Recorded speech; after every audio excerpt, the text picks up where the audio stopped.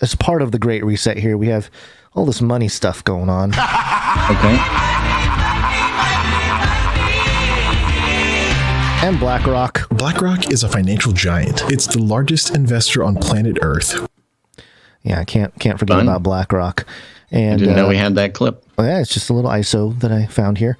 Yeah, this was a big one. I was going to actually go into the New York Post part of this. Did you have a note before this? Just a quick note that the Fed's favorite inflation gauge climbed 6.4% in February. That's the Boston Globe. And there's a lot of analysts. In 1 month? Uh-huh. Well, I don't actually know. I think it climbed to 6.4. Okay. I think. It's got to be still right. a lot. Still a lot. Yeah. But also there are a lot of other analysts, independent analysts that I've been looking at that are suggesting that, they're kind of picking and choosing which metrics to look at. So in reality, everybody knows that inflation is, 15 to 20%, something in that range. Yeah, I was going to say this is a massaged number. Yes, this is is for the public. So there's no panic in the streets. So yeah, go ahead, go with the New York Post there and see what you got. Yeah. Okay, so this is over at NewYorkPost.com. The headline is entitled "Millennial Generation Never Had to Sacrifice." Oh, please, said BlackRock executive. Oh my God. Yeah, that's the guy who really knows how to sacrifice. He probably does, man. He knows how to sacrifice entire companies, groups of people, entire asset class. Right. Yeah, an entire generation of millennials sacrificing their future. Inflation and high gas prices are forcing a generation of entitled younger Americans to learn the pain of not being able to buy things at the store, the head of asset management giant BlackRock said. Yeah, I mean, it's not like we came of age literally during 9/11 and literally during the 2008 recession. Yeah, okay. We haven't seen anything like this. Quote, for the first time, this generation is going to go into a store and not be able to get what they want, BlackRock President Rob Capito told a conference in Austin, Texas on Tuesday. Ooh. Bold place. A lot of millennials in Austin, Texas. Quote, and we have a very entitled generation that has never had to sacrifice.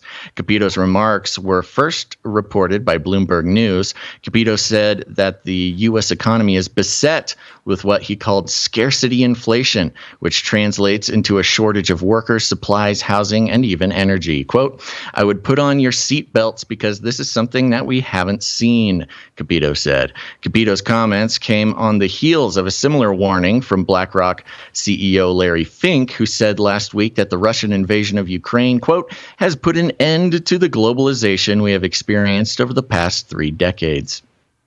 The head of the world's biggest asset manager sent a letter to shareholders on Thursday, warning of dark days ahead for the world economy, signaling that inflation is of particular concern. Fink predicted that the war will force countries to reevaluate the extent to which their economies are interdependent on others.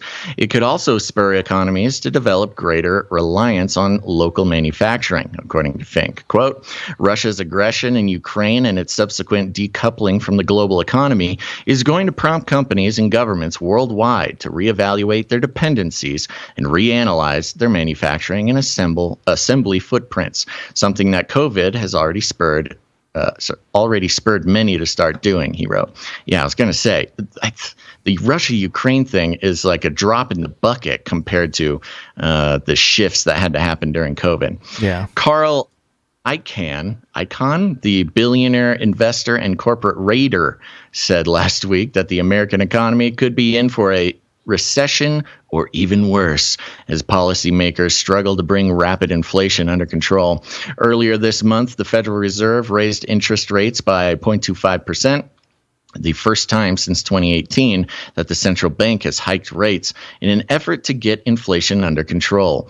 The latest U.S. inflation rate hit 7.9%, the highest in 40 years, underlining just how much prices have risen over the past year. So there you go, Gonz. Millennials. We've never had a hard day in our life. I like how, just because many shareholders in BlackRock are probably older. So, when the value of their assets goes down, which they shouldn't, or I guess the economy goes down, their assets aren't going to go down. But when the economy goes down, assets will continue to rise. Right, they're going to go crazy high. Yeah. So they're going to be all rich and be like, it's the millennials' fault, which is very strange. So easy. Yeah. All you got to do is own a house and own stocks, and all you got to do is own assets, and you're fine. Meanwhile, the housing market has been out of control, and purposefully. Did we have this last episode? I can't remember. It was the CEO of Blackstone, who, I know it's confusing. Blackrock, Blackstone. Blackstone is the company, one of the bigger companies that's been buying up all the houses. And turning them into single-family renters, making it incredibly difficult for young people to get into their first house. Really, anybody to buy a house, but especially the millennials. Right. Because Blackstone comes in with cash offers on day one. The second a house, goes up for sale, there's a 60 Minutes episode that is getting a lot of attention right now, where they talk to the CEO of Blackstone as well as a couple other CEOs of these companies doing this. And there's a quote from one of the guys. They were having a conversation about the American dream, and the woman, I forget what the woman's name is, the interviewer was like, so, the American dream is what's happening to the American dream now for millennials and younger people. He says, well, if the American dream is a house in the suburbs and a white picket fence, I think we're making it more accessible than it's ever been.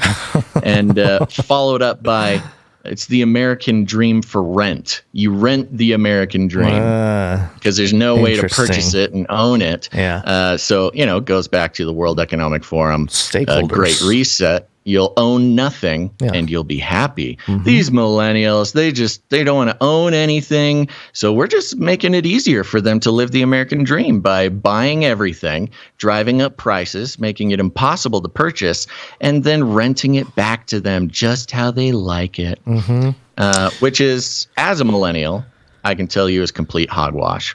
Yeah. But yeah, it's a big problem. Yeah. And just as the dollar seems to be headed for hyperinflation eventually. Mm-hmm. I don't know how long it'll take, but they'll keep kicking the can down the road. But in terms of the way to sort of offset those issues, possibly this right here. Market Insider: lawmakers have introduced a bill that would allow the U.S. Treasury to create a digital dollar. The U.S. Treasury. Interesting. Yay. And you can see the document here. It's linked in the show notes. You can read it for yourself. The part, it's the eCash Act, Electronic Currency and Secure Hardware Act, eCash.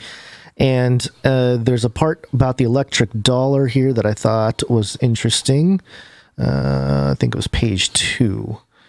And it says that the Secretary of the Treasury shall promote and facilitate the development and deployment of an electronic version of the United States dollar for use by the general public that replicates and preserves the privacy, anonymity, respecting, and minimal transactional data gathering properties of physical currency instruments such as coins and notes to the greatest extent technically and practically possible.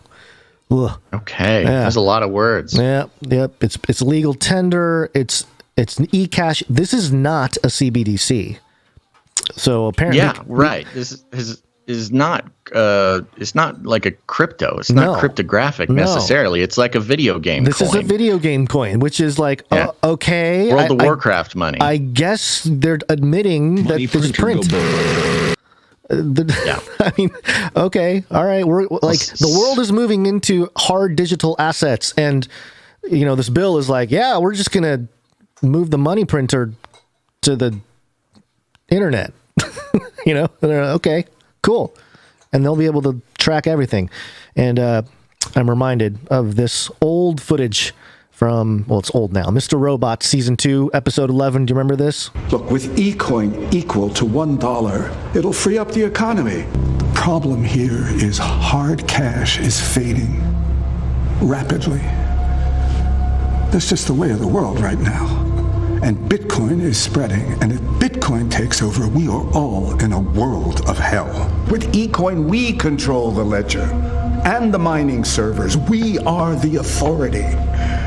I will make sure you have visibility into every single wallet that's open, every loan, every transaction, which means we can start making new assets, which means we can start rebuilding the banking sector without your having to inject even more politically unpalatable federal funds into it. I'll give you back doors, side doors, trace it, whatever you want. Just don't shut it down.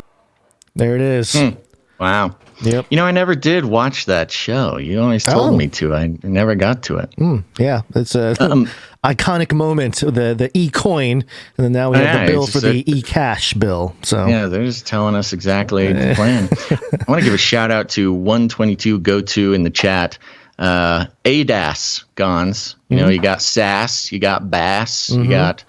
And now we have ADAS, American Dream as a service. very